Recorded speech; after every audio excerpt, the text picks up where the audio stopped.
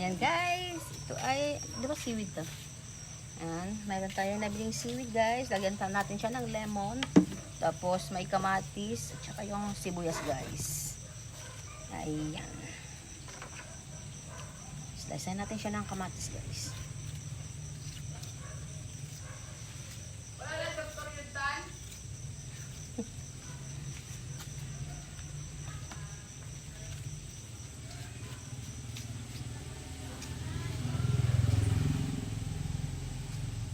Ibom din sa gano'n.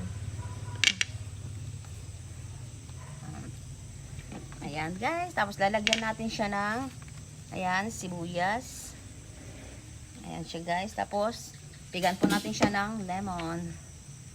Ayan, hatiin natin siya dito guys.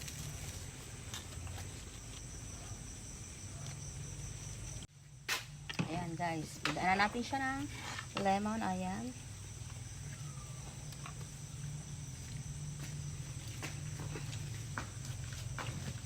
Ayan guys, tapos ating ayan, haluin. Depende na sa inyo guys kung lalagay kayo ng asin. Ayan. Ito, medyo maalat na to guys. Kaya hindi na natin siya lalagyan ng asin. Ganito na to. Ayan. Tapos ganyan lang. Piprito ng ano guys. Isda. Terno ng piniritong isda guys. Ayan. Tikman natin siya guys.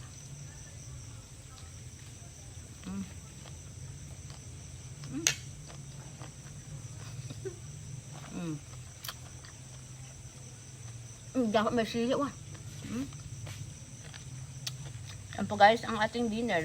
Hindi pa tapos yung ano, pritong isda guys. Inuna muna natin to. Ayan. Thank you guys for watching. Just like, share, and subscribe.